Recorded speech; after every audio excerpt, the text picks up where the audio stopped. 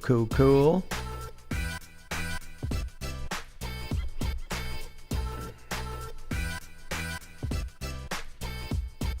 Yeah. We're live.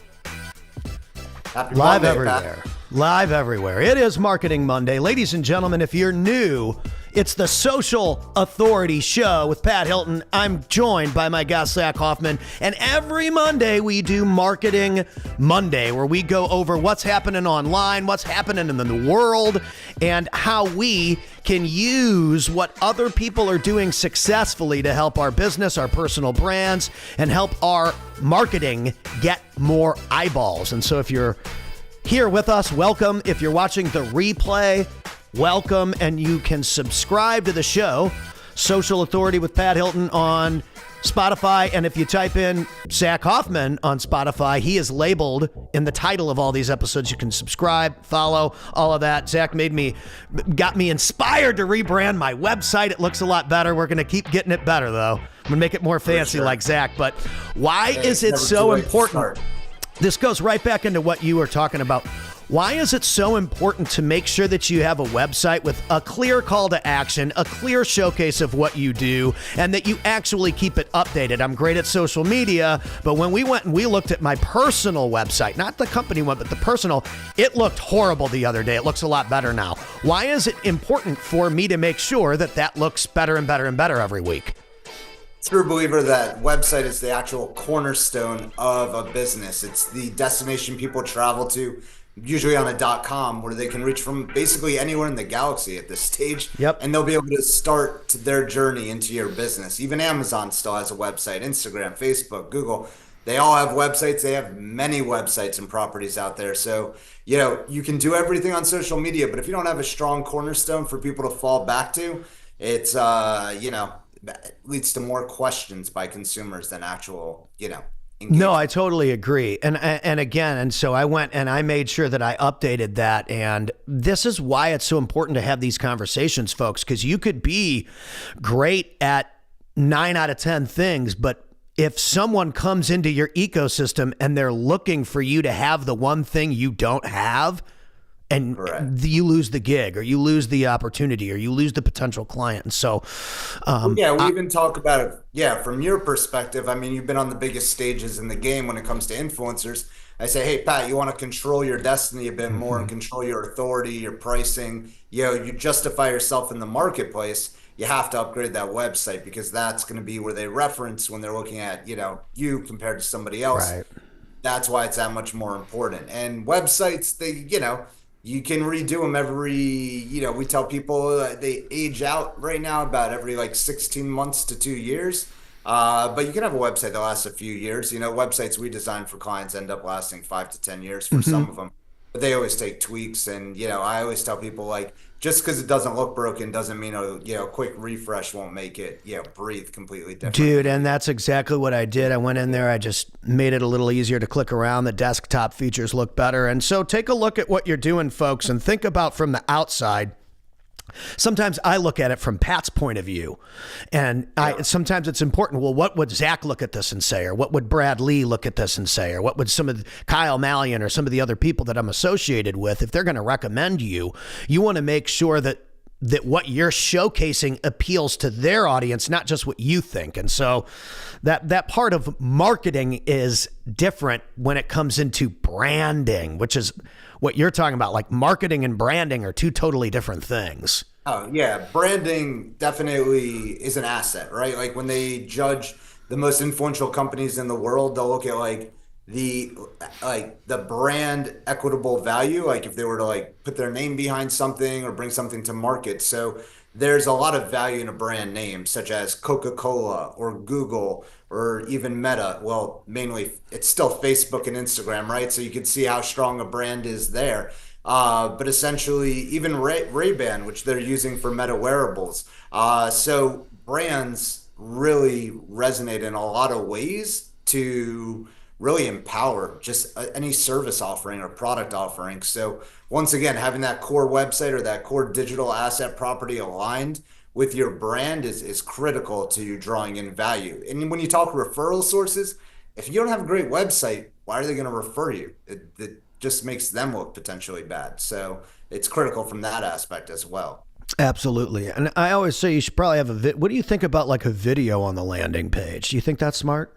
I put one just because, but Yeah, videos are important, but at the same time, you have to be cautious of like the bandwidth of the user as well. If you're going to utilize a video, potentially, you might want to utilize Vimeo to host it. So like when they watch a YouTube video, typically goes into related videos, which take them out of your engagement. But if you upload a video in Vimeo, which is a pay for a service under $10 a month, essentially they'll stay within your ecosystem. yeah, I used So Wistia. I used Wistia. not too familiar with it, but It's kind of like yeah. it's Vimeo-ish. Yeah, yeah. It doesn't bounce you to the latest, I don't know, acoustic song by whoever. Videos are great, man. You know what I Videos mean? are great. But Yeah. I love it, dude. Let's pop into the hopper and see what we got on the engagement list here. What do we got? Yeah, so there's a lot of big topics right now, especially with the big game coming up. You know, the NFL only allows us to call it the big game. We'll talk about that towards the end because we, try to avoid it, but we just had to talk about the games, the AFC Championship in particular this weekend. But we're looking at podcast categories because we're going to do a ranking on podcasts, and I'll just take a dive at how many categories are actually grading them by. Look back at the Trump inauguration. Some of the notables in the room. The question is, were they AI based? Were they influencers, or were they the communication kings? There's a lot of different people in the room. Then when we're looking at an analysis, we drew up an analysis a few years back, and I actually rehashed it to just refresh the data. And how much has changed in only 5 years? A few years, it's mind-boggling, mind-blowing. It didn't even take like a decade to see a complete shift, which is why we're always encouraging people to just get started today. But we'll talk a little bit about that as to like how much the tides have changed in just such a short period of time. But to just dive into podcast categories, when looking at who the top podcasters are in the world, little known to myself, I found that it was a deeper journey to actually decide what even category you wanted to look at for authority when it comes to a podcast, or what podcast is the leader in the spaces.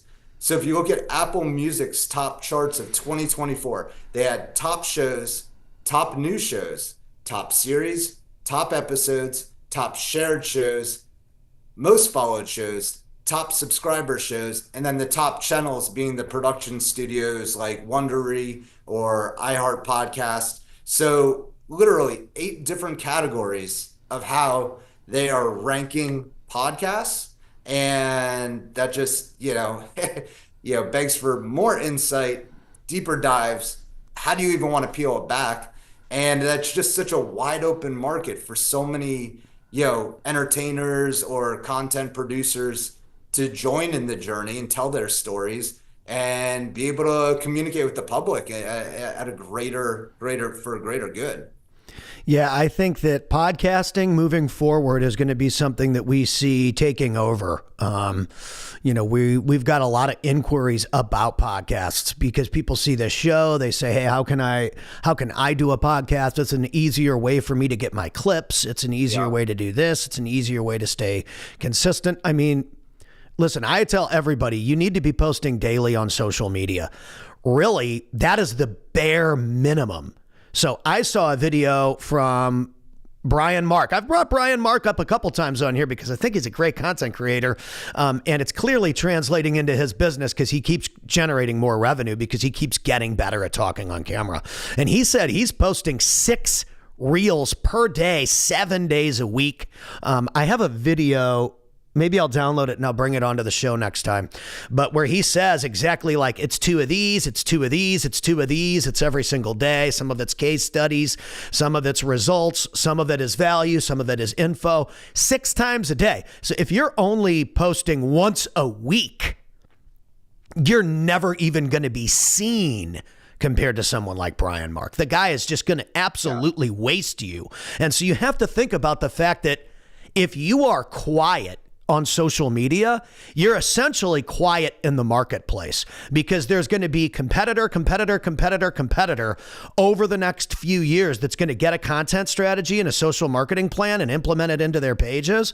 And if those people are what everyone is seeing every day, no matter how good you are, that person's going to get the sales. Well, the strategy that you have today is not necessarily going to be the strategy of tomorrow, which is just why it's so important to start. I sent you a podcast late last night that I was listening to on modern wisdom. I'll read the title. He's on episode 894. Okay. His guest, Dan Coe, Dankoe. Who I follow. He's good. Do you? How to design your life for peak creativity. So it was like solving boredom was one of the things that they were talking about, or like what you get into with boredom, which is why they choose projects or like areas to refine. And essentially he utilized journaling as well as like podcasting or, just starting to do more social creative or going live and using it as an outlet to hone in their creativity and hone in their next, set of ideas. So it was very interesting dialogue, and it's pretty cool. If you listen to a podcast or like Modern Wisdom, for example, I said episode 894. If you start at episode 1 and listen to the journey, or even go from 1 to like episode 150, just to hear the difference in like just how he flows with the show, the questions he asks, it really opens up the mind as to like how much opportunity there is to just keep refining your art and skill at doing such a thing. But like I said, when judging like the top podcasts right now, in the country or in the world, it's a loaded landscape, man. It's not a easy analysis because there's just so many data points that are being looked at. It's such a broad category right now. And the other thing I've learned, especially coming from the music business and the entertainment industry first, music business, I guess, second, because it's like the people who get into the music business, well, those are people that sign record deals. So now they have a company that is in charge of their music catalog. All a record label deal is you're borrowing money to put out an album, and you're hoping that that album sells enough to cover the money that they gave you. And if you don't cover the money that they give you one of these, and they go and they find somebody else.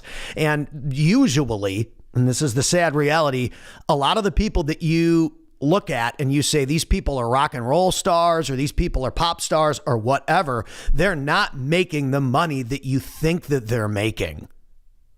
And even if they do hit a spike where they make a lot of money at one point, well, the tough thing about being cool or being on top is you have to sustain that. And the most difficult part of being a breakthrough in anything, especially an artist or an entertainer, is it is very, very, very hard to sustain and stay at the top.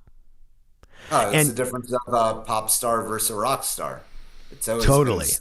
Of music. Mm-hmm.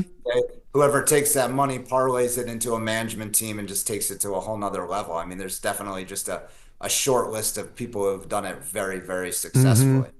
Mm-hmm. And I think that the business savvy people realize, hey, my window of this whole music thing that people love is going to be slim. I need to get people around me to, like you said, to kind of utilize this inbound to create something that is sustainable when this dies or when this slows down. And you notice a lot of those old rock and rollers, they're still traveling around the country selling tickets to shows. God bless them. But I don't know that they're making the kind of money that people think that they do or thought that they were making in the first place. Because a lot of the music business, a lot of that is an illusion. We're creating this illusion for you to believe that it's bigger than it really is. And that's marketing. That's marketing and branding. Hey, the reality is, though, they love what they do. They get to enjoy it. They Totally. get to go out there and perform. And Totally. It's so awesome. And they get to use their brand and their power to launch other things. I mean, if you look at some of the beverage, drinks, the tequila sales, like George Clooney in particular. I mean, we all know George Clooney's been very successful in the movies, but he didn't stop and, started his own tequila brand and had a major exit and made more money doing that than any movie I think he'd ever done. Right. And 50 Cent, we've talked about 50 Cent and vitamin water. We've talked about Dr. Dre and the headphones deal. He made way more money off headphones than he ever did producing music. And gosh, I mean, the guy's one of the best music producers, most successful music producers ever. Yeah. It comes down to distribution. I mean, that's what the power of their brand is. It enables them to get the distribution and the The reach to have distribution. successful sales. That's what the label brings in, is that they've got the radio stations, they've got the promos, they've got the TV deals, and they're able to distribute your product where the competitors don't have that. And so I told you this last week. If I was offered a major label record deal tomorrow, I would take it, because there's no way that I'm going to be able to access those listeners or that attention box by myself without that company. That company has access to every eyeball I need. And so what am I willing to give up? Because it's essentially like a consulting for equity deal. They're like essentially becoming a part. They own a part of your business now. They're going to get a percent of everything to make sure that there is something. So you can either put it out there on your own, nobody hears it, nothing happens, or, hey, we're going to take 50% and we're going to make you famous. And some people would call that signing a deal with the devil. I don't know. It just depends on how you look at it. But the reason why I bring this up is be careful if you're out there and you look and you see a podcast or this or that, and it's heavily rated and it's got all these views and it's got all these likes, it's got all these followers. That doesn't mean they're making money. Okay. A lot of the people with smaller, more niche-based communities are making way more money, and you wouldn't think that it is that way, but it definitely is in some instances. So don't psych yourself out if you're the new guy on the block or it's your first or second or third episode, because the only way you're going to get to 3, 4, 5, 800 like that guy is if you do it. And so don't be afraid to, plant your flag and to go after it. Don't be psyched out by the fact that everyone else already started and they're so big and this and that. So what, dude? There's a space for everybody now. No, for sure. You just got to focus on refining for, the messaging that you want to get across and the avatar and customer that you're shooting for. You just need to get the messages out there to communicate to them, and make that very effective. It's definitely an ever evolving landscape, and it's like you said, it's just never too late to start. So when we're looking at that podcast analysis of like some of the top podcasts out there, Pat, I think we're just gonna have to like choose specific categories and like run with it. But even if we were to like choose like influencers, for example, or brands, it's just so many of these people have like, I would say, like a silver lining, a deeper message through their communication than just what meets the cover of like a category, if that makes sense, which is the beauty of the medium, and what we were seeing produced on podcasts as a whole. I don't think we've seen anybody quite master it yet.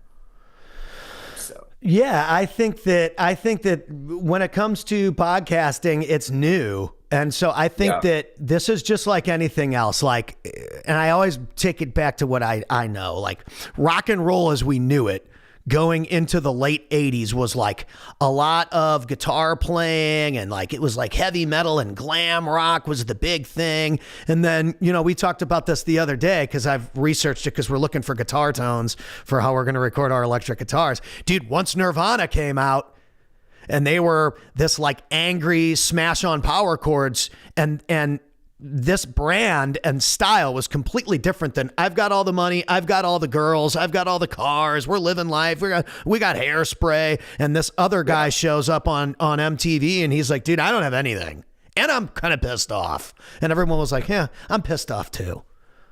And that kind of a pop culture shift, well, cool. All of a sudden, being the glam rocker wasn't cool anymore. People didn't think that was cool. They said, oh, that's so yesterday. That's so 80s. That's so this. And those tickets stopped selling. Those bands stopped being as popular. And the new thing, the Pearl Jams, the Alice in Chains, the Soundgardens, the Nirvanas took over the airwaves. Stone Temple Pilots, they took over the airwaves. And that old guy rock wasn't cool anymore. That's going to happen in podcasting over the next 4 years.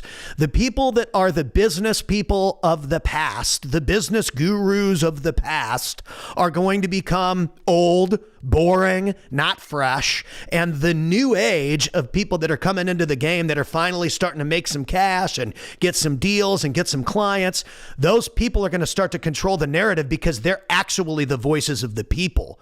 The people get to decide what's cool, not anyone else.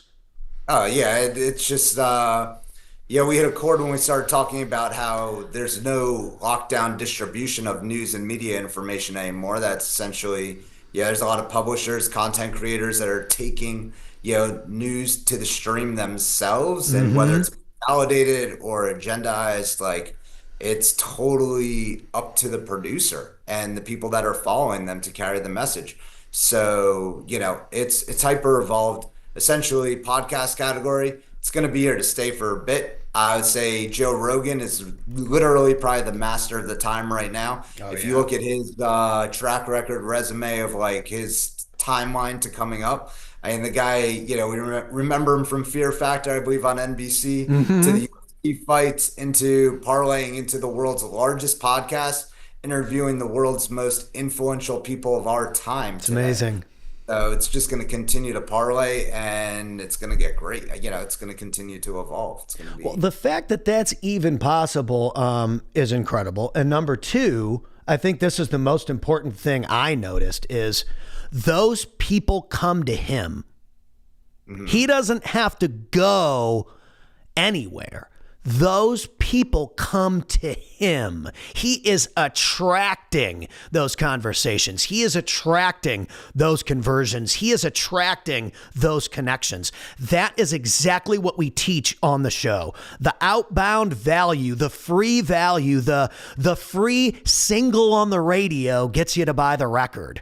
The free download from Gary Vee gets you on the text message list or the email list, the free this, the free that. How much free stuff is Alex Hormozi dropping? Holy cow, the guy's unbelievable. And it's no wonder that people are going to him in Vegas, spending, I think it's $5,000 for a couple days to be in that room, which I don't think is that high. To work with Alex and Layla Hormozi, $5,000 for a workshop for a couple days? That's not bad. Apparently, I believe, if you partake in School, which is their education platform, social platform for, membership community, joint, like, making those, getting them to the next level. I believe you can actually even like win a trip out there too. But yeah, there's people building huge communities on School. Amazing. Build mastermind groups and take their businesses to the next level as they train people to be just as successful as they've been. That's great. So, and that is going to continue to get people to come in. And it's going to continue to get people to partner with them. So now they're attracting whoever they want to consult or acquire. So they're just like, they're like their own label. They're building the environment for the curriculum. They're building this BMS. It's just like, awesome. Even if you look at the Facebook timeline, or even, the Mark Zuckerberg vision of building an operating system for the internet, he has, gone beyond that. I mean, there's companies out there that don't necessarily have a website, that might have just only social media handles to essentially, establish their business in a Google places. So it's pretty interesting as to, the frequency as to social media, how often it gets posted and updated versus a website. They're winning in a lot of ways from a content perspective when it comes to the social handle and making it easy for people to contribute content and data all through this phone. We talked about why they went vertical on videos versus horizontal. It's because most people are watching their phones or utilizing their phones this way, and they know that through analytics. They know how people are viewing things. Right. Yeah, it's awesome, dude. I think that there's it's crazy. And the tools that we have, like I'm using something right now. I'm on a thing called DistroKid that we're going to use for the release of the new music. And dude, it's like $30 a year. I can release as many songs as I want on Spotify, Apple Music, anything with DistroKid for like $40 a year. If you're an artist or a rapper or a singer-songwriter or whatever, and you want to come out with your own music that shows up on Spotify, you can do it for like $40 a year. There's literally no reason why somebody shouldn't be pursuing being an artist or a streamer or a gamer or a business person or a marketing agency or a media agency or whatever. There's just no reason why you shouldn't be going after it, because the tools now are readily available to the average Joe, and they weren't before. Oh, for sure. Yeah, it's We used the to have to walls keep make coming down. CDs. We used to have to like print CDs and then go to we'd have to like order it, and then it would like show up at the store, and then we would get the CDs, and we had to sell the CDs for $10 in high school to people. Like, dude, what if people could have just clicked on our song on their phone? Bro, we would have been rock stars. Hey man, the reality is a lot of brands and people out there ask like what moats can they be developing around their business. The moats have evolved, and they're really coming down right now to branding and content creation. Those are Yep. like the definitive moats to establishing a business go forward in 2025 and beyond. Taking all this into account, I know we went a little off there on the podcast category topic. It's exciting. Yeah, it is exciting. But even more exciting, in just this month, January 2025. So we had the Trump inauguration, and there are a lot of notables in the room. As we were looking at analyzing who was in the room and why. There's like I would say a few big categories. There was AI influencers, there was the way we communicate, and then there was influencers in general from a social media perspective. But the notables in the room, I mean, look, you had Mark Zuckerberg, you had Jeff Bezos, you had Musk, you had the Google CEO, you had CEO of TikTok, you had Joe Rogan, Tyson, you had the Paul brothers. It's just like it goes on and on. Conor McGregor was there. I mean, the list just continued on. But the more I was looking at it, it was, I think, a flex to the world that the U.S. has a lot of the control over AI. We had a lot of we had Sam Altman in the room. We had the forethinkers, like I would just say the icons of artificial intelligence and AI and where we're going, even space travel. They were all in that room. And when you look at those guys, it's like, yeah, they control a lot of the ways we communicate via, Facebook, Instagram, WhatsApp, and even Gmail, and the way our information travels. But more importantly, their reach into artificial intelligence and then into infinity and beyond is just, it can't be ignored. It's crazy. And access. We kind of talked about this the other day too. MTV was famous for having access to award shows and backstage, and they had their own concerts at these venues and their own unplugged albums they would release with these famous artists and all this and other thing. And now that has all dissolved and disintegrated because the access is free. I can go on Ariana Grande or Taylor Swift or whoever the new famous person is that's coming through Dallas, whatever, if it's Metallica or whoever it is, and I can go and I can watch their Instagram story, and I can see them setting up the show, and I can see James Hetfield putting his guitar on to get ready to hit the stage, and Taylor Swift's changing her outfits or whatever it is. I don't need MTV anymore, and that's part of the reason why I don't even know what happened to MTV. I don't know either. I think they still have Video Music Awards, but even when you're talking access, we were talking about the evolution of the White House press room and Oh how yeah. are going to be allowed in there essentially to ask questions to people within the White House. Which is Never incredible. before, yeah, that never before has that been done. I mean, those access cards have been reserved for the main media networks, main newspapers, and I think there's an acknowledgement from White House and other key influencers that operate the United States that it's important that they have a voice in the room and that they have access to ask questions to the president and the press secretary and everybody around him. So I think it's going to be, very interesting when you're talking access. It's the access in information since, the golden era of the internet is coming. It's forever changed everything. It's amazing, and I think that it has opened up the doors for anyone to win. It just has. And so you have to look at that and you have to think, okay, well, how am I going to put my wheel in the machine of these systems? So, for me, I realized you could write and self-publish a book on your own. So I did that. I went through the whole process. We got a #1 book on Amazon. Now we're going to completely self-publish an album. And back when I did The first record, which was way, way, way too late in my life. I think I was like 35. Probably we had other albums, but not as good as the one that's on Spotify that you can listen from me.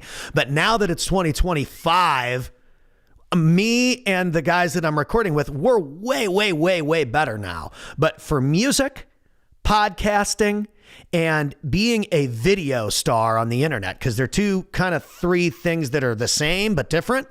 The process for recording, coming out with a free product and giving it to the marketplace, that album and that book are literally it's just content now. It's just an example of what you get when you work with someone like Pat Hilton. This guy's a pro. He writes songs. He can publish a book. He comes out with daily videos. He's got his own show. It's this and that. It's way easier to be multi-talented now than it was back then because you can fund it yourself. Or you can literally just do it for free if you have no funding and get good enough to get the money. I mean, look, you can get out there and be discovered. I mean, we talked about Justin Bieber. He was discovered off of YouTube. He was a hit artist up, I believe, in Canada, and he was discovered by somebody in the U.S. that had access to distribution and other mechanisms to make him a global star, and the rest is history, as they say. It's awesome. It's awesome to see that. Super cool. What else we got on the hopper today, Zach? So, we're running an analysis looking at various injury lawyers in the marketplace, lawyers as a whole from a social media influence. And basically, the analysis we ran a few years ago has hyper evolved from just a data perspective. I'm talking exponentially different audiences for them when it comes to Facebook, Instagram, and the main social handles. But the standout winner, I would say, was Ben Crump, who is, a civil rights attorney that also represents people in injuries. But Ben Crump, when it came down to it, because he's got a passion for his message, he's got an audience for his message, he had the strongest following, the strongest engagement, no gimmicks, real opinions, real news coverage. And the guy, when it comes down to it, true GOAT when it comes to social media influence. Yeah, there's some things to be learned in the playbook. Of course, you need to stick your neck out there and have an agenda and a thing that you represent and care deeply about. But yeah, I would say Ben Crump right now exponentially crushes any other attorney out there, lawyer, social media sphere. Wow, Ben Crump getting the props. Ben, I'm gonna have to check you out there, buddy.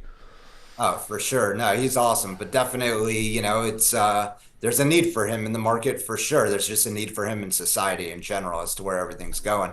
But definitely, like I said, the way that the spectrum has continued to evolve when we do analyses and we look at like where our baselines and numbers were, a year ago or a few years ago, it just, begs to the fact that people just need to start. They just need to start content, information, getting out there and investing in the medium as a whole, because it's never too late. The only time it gets late is by waiting.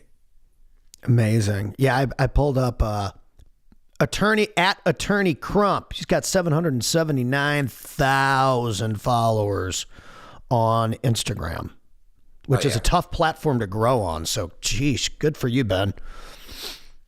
Well, it's more than that. Yeah, he's, like I said, he's got good for him. Yeah, definitely got a positive agenda that he's pushing, and he's defining the medium. I think there's lessons to be learned. Like I was saying, just from a perspective of you need to look at what other people are doing on the platforms, right, and learn from it, because you don't want to reinvent the wheel. You want to get out there and see what's working for others, or see what is working from just a messaging crafting that's been taking form over a number of years, and see where it stands today and continue to evolve with that. I love it. He looks like he takes some pretty strong stances too on his page, so I like that. You have to. I mean, there you have to in a lot of ways, and there's, like I said, there's a stance for everybody out there in the different markets. Especially when they know their audience, when they know who they're trying to appeal to or why. And usually when it's a message that comes deep down from the soul, or like from your heart, it's the easiest to convey, it's the easiest to communicate. Yeah, I mean, he's definitely got a theme. So if you pull up Attorney Crump, you can see exactly what his theme is. You can let us know what you think it is. I think I know. But I like it. I like it. Yeah. He's clearly going to be a leader, continue to become more of a prominent leader in that category because, I mean, he is dominating that conversation. So if that is a really good example of someone picking a group of people that he's going to serve that relates directly to who he is and putting out content based on creating a bridge or a conversation between himself and that avatar. So it's dope. Yeah. Super dope. So definitely, a lot happening, I would say, in the sports world, right? As we go into another big game here for the NFL. I think they're they're teetering on the brink of the NBA where they might lose a high percentage of their viewership going into next year. They did say fantasy football saved the NFL at some point, meaning nobody really cared to watch a game up until they introduced random stats to get people competitive as to like why they should watch. Right. I'm in Miami. And our franchise in Miami, congratulations to all the people that support them and buy season tickets. Actually, when a business isn't producing or even trying, you have the right to then not, continue to pay them or, part ways at some point. I'm not saying go be a fan of somebody else, but it is pretty damn hard to be a Dolphins fan. And to watch the way that the NFL is basically crumbling to it's like a Pat Mahomes, Taylor Swift agenda. Like, I just don't even get it. Like, there's so many replays of the game. I love that you brought this up because I never, ever, ever watch football ever. We were talking about this before. There's a reason, folks. It's not that I don't love football or I don't love the NFL or I didn't grow up watching Joe Montana and Jerry Rice and Neon Dion and Barry Sanders. I love football. You gotta love Dion. Dion's another guy with great social media message. He's great. I love Dion. I've loved him as a kid, and what he's grown into as an adult. He is a leader and influencer. He went from Neon Dion to Prime Time to just Deion Sanders to now Coach Prime. Coach Prime, man, and he's got a positive message for the kids that are, on his team. He does. And so as a St. Louis football person, before I was even born, the St. Louis Cardinals left and went to Arizona. And then as I was growing up, we got the LA Rams, came to St. Louis, and they were really, really great for a few years, won the Super Bowl, got beat by Tom Brady, and then Kurt Warner left, wasn't able to pull off a second Super Bowl. We rooted for him. He played for Arizona, now that I think about it, And once they left, or once they started to kind of decline and we knew they were going to leave, I just stopped watching football. And now with the Kansas City Chiefs, I mean, if you're a St. Louis football fan, I mean, it's very difficult for me to root for the Kansas City Chiefs. It's like blasphemy, Yeah, well, it just kind of is. It's like Houston fans don't cheer for Dallas. Yeah, I get it. Look, the hits are real, the injuries are real, and I have a high respect for the athletes in the game itself. But if you look at the script they're playing, like, it's literally down WWF. It's as if Vince McMahon's in their front office right now, like, calling the shots of, like, what should be done to, like, really rig the game. It's absolute, as a fan that's, like, teetering on, like, I could care less, but I'll probably watch the Super Bowl because I love marketing and advertising, so I'll want to see some commercials. I always watch the Super Bowl. It's such a pitfall to an organization that, like, your iconic game or your iconic, like, literally milestone event is being watched so people can watch advertisements and commercials. I get it. That's what you sell. But, like, you are, like, literally dwindling on authenticity and connection to your key markets and your audiences.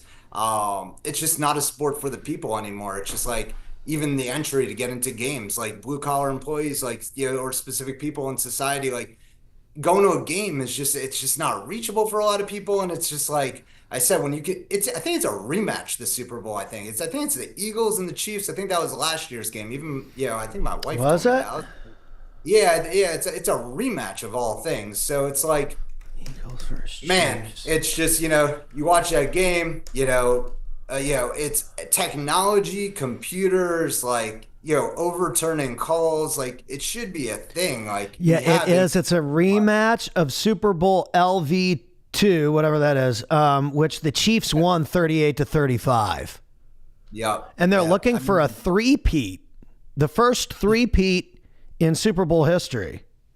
Yeah, no, I'm not really buying it because I'll say the 2020 Super Bowl when the Chiefs first won it when they were playing the 49ers was the event game that I watched where I was like, this the refs are absolute like out of their minds for the I calls gotta that they're. say, I've never seen anything more blatant than a clip right before I came on with you, because people complain about the NFL on my news feed all the time. I mean, my client avatar is generally grown men, right? Like I don't know that there's a ton of women that watch Pat Hilton. I don't blame you ladies either. We still love you. But male business owners, I mean, that's kind of who we appeal to. But I saw a clip of, and we can maybe even grab the clip, that there's one ref coming down from the top of the screen, which was the Chiefs sideline. And then there's another ref coming to the ball from the bottom of the screen. And this ref is like way over here where it wouldn't be a first down. And then the other ref is way over here where it would be a first down. And so they're like coming up onto the field. And then I guess they eventually go with the guy that was at the Chiefs. It's no wonder why people think it's rigged. It looks rigged. Every single week that someone posts on a Monday, this is BS, this is BS, this is BS, this is BS. None of this is a coincidence. The refs used to do this stuff for Tom Brady too. Yeah, It's just that Tom Brady was so good that it was a little bit harder to argue with. Mahomes is good, but this has gotten to a point where even someone who doesn't even watch football, I've always thought it was rigged. I've always thought so. Since the old days. It's a whole new level. It just look, they're going to get their biggest challenge when the LA Olympics happen. There's going to be flag football is going to be introduced to the public.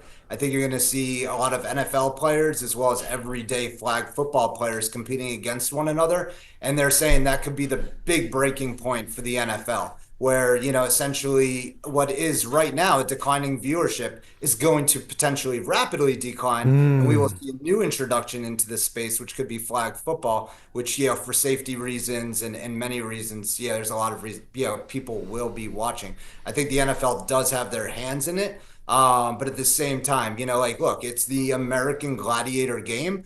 But, I was also thinking about this going into our discussion and just, exploring for ideas and topics like Dana White, the founder of UFC. UFC might be the only real authentic sport we potentially have, and that new slaps thing that he has going. But there's definitely there's a gap in sports when you're looking for reality plays of authenticity. I think that's what the viewers want, and the NFL is losing it, and they're losing it fast. And you know what it is? It's the trust of the fan. You can't lose the trust of your customers. And as soon as the trust is gone, it's hard for them to recapture that. So if the NFL is listening or anybody out there, please, let's not see some BS during the Super Bowl where, drop passes are called complete, first downs are called turnover on downs, it's just like, or holding. Oh, come on. Holding, automatic first down with no time left. It's like, of course that's holding.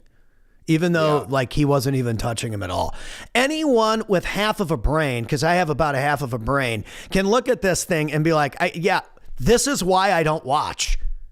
So you are literally, I love that this topic came up. You are explaining exactly why viewership has declined. People like me, we already didn't care.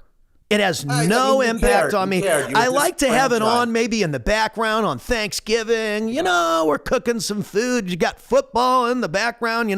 Uncle Greg, he normally be taking a nap or whatever, right? It brings back good memories.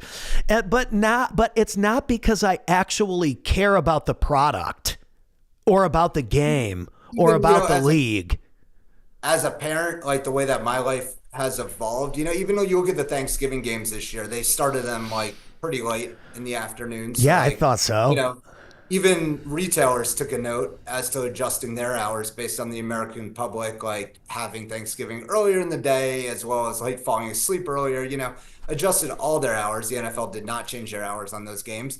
And then it's just, do you want your kids watching the people that they allow to even play the game? Like, there's certain rules in some of the leagues, like the NBA, MLB, Major League Baseball. It's like tolerance of what the athletes do off the field and what everybody associated with the brand is doing. They have a low card, a low totem pole for allowing players back on the field in a lot of ways, in my opinion. I mean, even the Chiefs star running back, I'm sure, he's rehabilitated himself, but there's videos of improper activity from him from a few years ago. And it's just like, yeah, those aren't the role models I want my kids watching. It's just like, sorry, like that's it. Even the Well, coach of the Kansas City Chiefs, man, like his son is guilty of the worst of crimes. Like, I don't have respect for that. It's just like it's just not cool. So they need to do some soul searching. dude, 'Cause, I'm telling you, Facebook must be listening to you right now because I just got this meme that just showed up of them. I didn't even see this game. So they throw the ball. The guy intercepts the ball, but then like bounces up, and I guess they called it a catch for the Chiefs. yeah, that's what happened. The ball hit the ground. I'm watching. The ball literally hits the ground. The ball is on the ground. Let's look at the replay here. The It live was a replay. reception. It was a reception for the Chiefs. They called it a catch for the Chiefs. Yeah, it was literally the ball hit the ground, and they put him right on the goal line. The Let's game sit- is Let's complete set it right here so that the people can see. Right here, right here, right here. The ball Yeah, man. touches the freaking ground. Now, I might be an idiot, folks, but I have 20/20 vision. I can see what happened. This is why the viewership of the NFL is being obliterated. We can look at the screen and we can see what happened. That was a dead play. Yeah. Bizarre. Which takes you to their legacy Deadpool of advertisers that I think spending I think it's probably like It's $4 got to be million so much money. for a commercial spot this year. For 30 seconds? Yeah, 30 seconds Yeah. or a minute. Like it's just, it's I have a feeling we'll see some interesting ads and some We always cool do. things. Yeah. I know. I think Meta's going to be out there with the wearables with the new Ray-Bans. That should be cool to see what the messaging is there. I think GoDaddy's back out there with an ad. I can pull up a list real quick. Pull up a but there- list because I think that Super Bowl advertising is actually one of the highlights of NFL. Like when I was a kid, it was all about like Pepsi versus Coca-Cola. Doritos commercials were always really, really good. I remember when they first did the Cool Ranch flavor as a commercial, and we were all like, "Oh my God, Cool Ranch!" Oh, that had never been done before. It's interesting. And then I think last year Okay, there was so- some AI commercial last year, right? So here's your short list. Here we Here's go. Of a few different brands. You got Uber Eats. You got Coors Light, a brand called Circle, which is a water bottle brand. Meta, Bud Light, GoDaddy, Unilever's Hellman's mayonnaise, Instacart, Taco Bell, Nestle's Coffee Mate, Little Caesars Pizza, Pringles, can't just have one, Totino's Pizza Rolls, Budweiser's back, Anheuser-Busch as an isolated brand, WeatherTech, who I find to be absolutely amazing, privately held organization, Haagen-Dazs, Squarespace, State Farm, Reese's, Duracell, Booking.com, FanDuel, Jeep, MSC Cruises, DoorDash, Lay's, Bosch, Rocket, mortgages, lending in general, NerdWallet, TurboTax, Stella Ortiz, the NFL itself, Mountain Dew, Ritz Crackers, Unilever's Dove, Nerds, Doritos, and Skechers, which is a big upcoming brand. I found that list on brand-innovators.com. Great comprehensive list they have with a lot of content, related to the upcoming game, that Super Bowl ad tracker. But it's gonna be interesting to see how they take the offline message to the online message, like how brands use that short snippet of time to then take the audience online and continue on the journey. That was one of the reasons why I brought up the website thing earlier, because I think it's important to have like a little home base to send people with a form that gets their data. You got to get their data, because even if you're on social media and you're using automations and stuff, you've got to get people's emails and information so that you can get in touch with them off the platform. And this is a social media guy telling you this. Social media is great, but Instagram, Facebook, TikTok, YouTube, they own the platform, not Pat, not Zach. And so our job is to stay within the community guidelines, put out great value, and get people to have conversations with us on the platform that we can pull into our own database. And that's what the website or the lead form or the automations are actually there for, is to get them off that platform into your platform. Yeah, for sure. No, it's definitely, it's interesting to see who the advertisers are this year. I would say if you haven't checked out the Meta wearables, the Ray-Ban glasses, I believe that's one of the most innovative products and we've seen in a long time. From the original Meta goggles over to what they've developed with the glasses from a wearable perspective. It could be one of the earliest wearables, I think, to really catch on. We can't deny that these cell phones are wearables in a lot of ways. Well, they are. They totally are. They totally are. I'm trying to get fancy here and pull up the wearables here. Let me see if I can do it here. They look cool, man. They look exactly. My son is getting quote unquote some glasses to help with just the amount of screen time he looks at, but he's insisting on getting the Ray-Bans, and then for there sure. There we go. The meta.com. I know he wants Ray-Bans because they just look like those meta. There they are. Can you see them on the screen? Yep. There we go. So it looks like they're about $300 to $379. So they're all under $400. So from $300 to $400, you can get yourself a pair of Meta glasses. And we are also streaming live on Facebook using the Meta creator system. So we're all meta'd out right now. Show me these, Zach. Show these to the people. So they do actually like play music into your ears, via that. And I believe, hold on here. We're all about the meta. Come on, Zuck. Come on the show with us. Yeah. Come on, Zucky. What's funny is I have the Oculus. Like, look at how far they've come, man. The Oculus. This thing is ginormous compared to what those wearables are. Does the Ray-Ban glasses have similar functionality to that bigger product? It's the fact that they're doing it. Eventually it will. But I mean, look at this honker, dude. Yeah, that's a honker. This is only a few years ago, right? Yeah, that's straight up RoboCop. And now we're down to these, man. Now we're down to glasses. And this is pretty cool. This isn't even a decade of time. So it's going to be very interesting to see how it continues to evolve. Well, and that price is not horrible. It's not like it costs you thousands of dollars to have a pair of these sunglasses. It's $300-$400.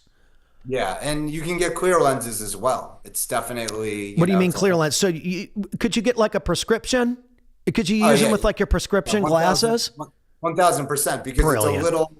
It's a little lens on the actual frame. That's brilliant. And it's you can go try them on at a local sunglass hut or a local glasses store with you and see how fascinated your kids are by it, and that just will show you where it's all going. Well, right. I'm noticing that too. It's pretty cool, man. It's pretty amazing. And I think that it is good for our kids to see how confident.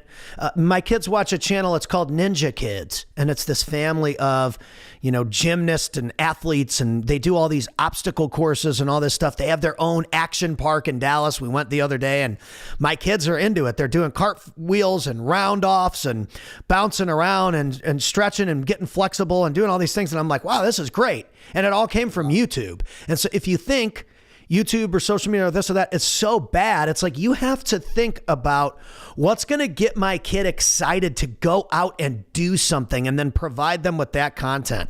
And fortunately for me, my kids kind of seek that out anyway. Yeah. But it's just cool. Well, American Ninja Warrior was definitely, I think, like one of the big shows, which is modeled around, I think, a lot of like Japanese game shows. So you had that evolution there, and that's real sports. I love watching a little Ninja Warrior. That's a fun show to watch. Great. It's great. on that same tail, my kids love The Floor is Lava on Netflix. So Oh it's a yeah. very similar type of, reality television of just, some Yeah, fun. I've seen that one too. It's good. Yeah. Back in the day when Ninja Warrior had first come out, they didn't even have American broadcasters. It was all in another language. Do you remember Yep. those? Yes. Like the yes, original that's ones? right. So there was this guy, he like worked at a Well, they were gas testing station. it. Yeah, he was like a gas station attendant, and he was really, really good. I don't know if he ever made it all the way through. I think he maybe did once or twice, but I remember that like you would fall and they'd be like, "Oh no no no no no no no no no!" Like the announcing was just as good as the action. It was awesome to watch. It's no wonder why that got a huge deal and became like part of American culture. I think it's great. It's awesome to watch, definitely. The announcing was just so good. They need to bring whoever that announcer was. They need to bring him back because he was awesome. Oh my gosh. Awesome, dude. Well, hey, it is Marketing Monday. Ladies and gentlemen, get out there and have a great week. Promote yourself, market yourself, do what you love to do, put it out there. If you're a streamer or a gamer or a podcaster or a business person or whatever you do, the best place for people to find you is on social media. And by the way, they're going to go there anyway. So if And the you're best time to start is now. Because I mean, I'm telling you, if you're having a conversation with someone or you meet someone, the first thing that they're going to do is type your name into Facebook and Instagram to try and find you. What are they going to find when they pull it up? If you're talking on camera and you're confident, you've got streams and podcast clips and this and that, they're going to say, wow, this guy this is the kind of confidence I want in my corner. And so consider that. Go out there, build yourself a brand, and more importantly than anything, just have fun.